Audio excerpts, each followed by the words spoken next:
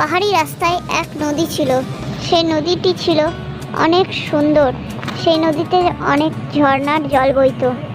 সেই নদীতে এক জলপরি থাকতো, তার সাথে এক ডলফিন মাছ থাকতো। ডলফিন মাছটি জলপরির বন্ধু।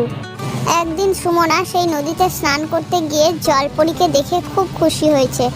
জলপরীর সাথে কথা বলছে যে জলপরি যাতে তার মতো সুন্দরী তাকে বানিয়ে দেয়, তাকেও জলপরি করে দেয়। তারপর তার কথা শুনে সুমনাকে জলপরি নিজের থেকেও সুন্দরী এক জলপরি বানিয়ে দিল। তখন তারা দুই জলপরি একই নদীতে বন্ধুত্ব করে থাকলো। একদিন এক শিকারী জঙ্গলে সিংহকে বন্দি করে রেখেছে। সেই জঙ্গলটি এক অদ্ভুত জঙ্গল। দিনের বেলায় জঙ্গলে কোনো রকম পশু পাখি কিছু থাকে না, আর রাতের বেলায় একদিন খুব ভয়ানক দিন ছিল। সেই তাকে তার শিকারী নিয়ে যেতে আসেন। সেই গাছ থেকে ঝুলে সিংহকে খাবে বলে, কিন্তু সিংহ খাঁচার মধ্যেই বন্দি আছে, তাকে কি করে খাবে? সেই শাকচুন্নিটি আরও কয়েকটা শাকচুন্নিকে ডেকে এনে সিংহকে খাঁচা থেকে বের করে পিস পিস করে সবাই মিলে খেতে বসে। সব শাকচুন্নি মিলে সিংহটিকে খেয়ে নেয়।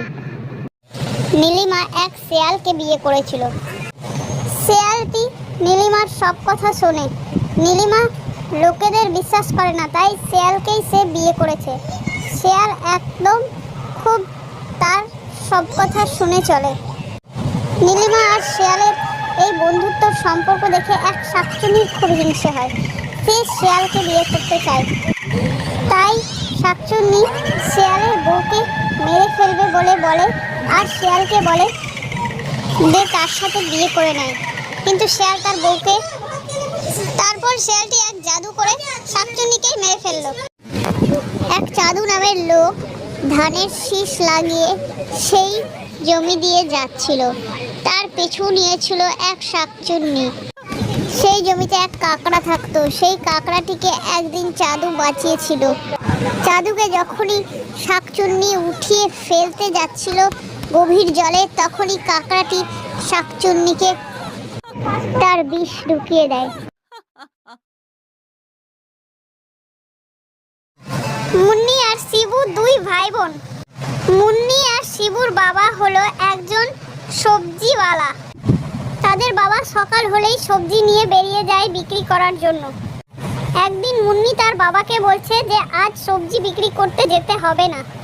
মুন্নির বাবা মুন্নির কথা শোনে না, সে সবজি বিক্রি করতে চলে যায়। রাস্তায় তার সব সবজি আর সবজির ঠেলা সমস্ত কিছু চোর নিয়ে চলে যায়।